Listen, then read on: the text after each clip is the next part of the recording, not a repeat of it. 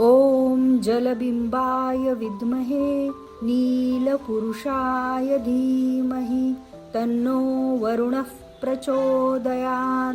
हा आहे पावसाचा म्हणजेच वरुण देवाचा मंत्र। यावर्षी पावसाळा खूप उशिरा सुरू झाला। आत्ता जुलैच्या सुरुवातीला जरा पावसाला सुरुवात झाली आहे।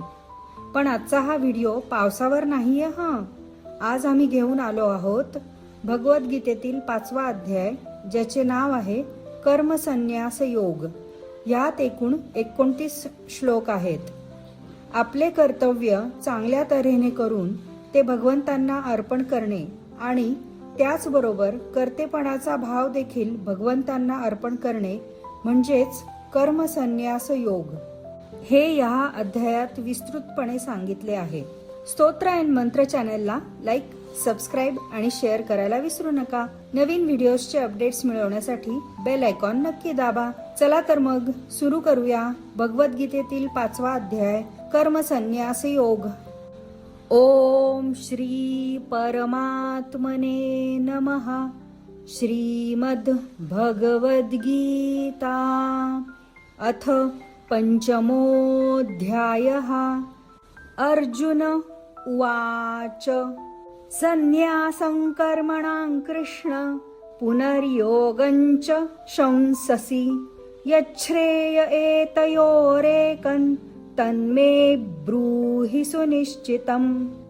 श्रीभगवानुवाच संन्यासः कर्मयोगश्च निःश्रेयसकरावुभौ तयोस्तु कर्मसन्न्यासात् कर्मयोगो विशिष्यते। ज्ञेयः स नित्यसन्न्यासी यो न द्वेष्टि न काङ्क्षति निर्द्वन्द्वो हि महाबाहो सुखं बन्धात् प्रमुच्यते।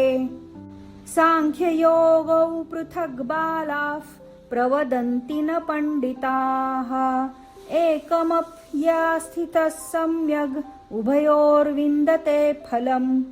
यत्साङ्ख्यैः प्राप्यते स्थानं तद्योगैरपि गम्यते। एकं साङ्ख्यं च योगं च यः पश्यति स पश्यति। संन्यासस्तु महाबाहो दुःखमाप्तुमयो गतः योगयुक्तो मुनिर्ब्रह्म न चिरेणाधिगच्छति। योगयुक्तो विशुद्धात्मा विजितात्मा जितेन्द्रियः सर्वभूतात्मभूतात्मा कुर्वन्नपि न लिप्यते। नैव किञ्चित् करोमीति युक्तो मन्येत तत्त्ववित्।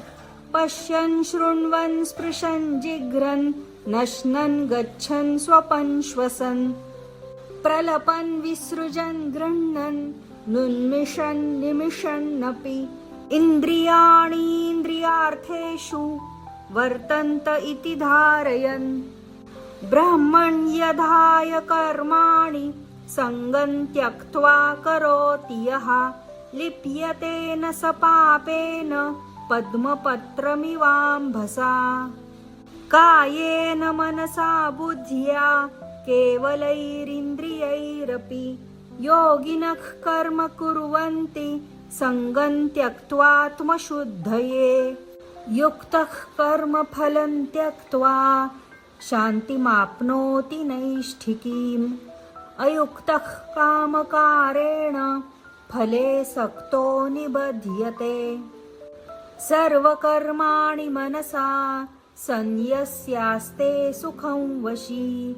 नवद्वारे पुरे देहि नैव कुर्वन्न कारयन्।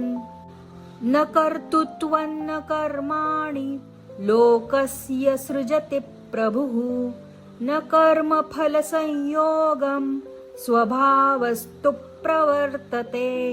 नादत्ते कस्यचित् पापं न चैव सुकृतं विभुः। अज्ञानेनावृतं ज्ञानं तेन मुह्यन्ति जन्तवः। ज्ञानेन तु तज्ज्ञानै येषां नाशितमात्मनः तेषामादित्यवज्ज्ञानं प्रकाशयति तत्परम्।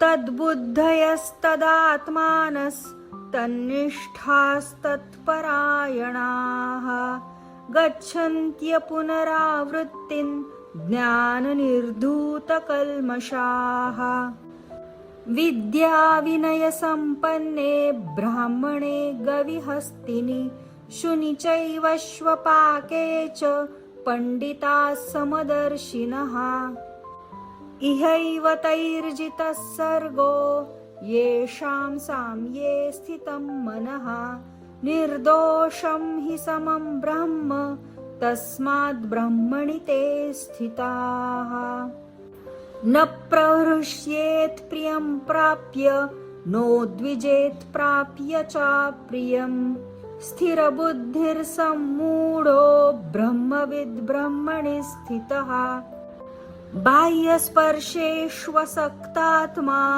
विन्दत्यात्मनि यत् सुखं स ब्रह्मयोगयुक्तात्मा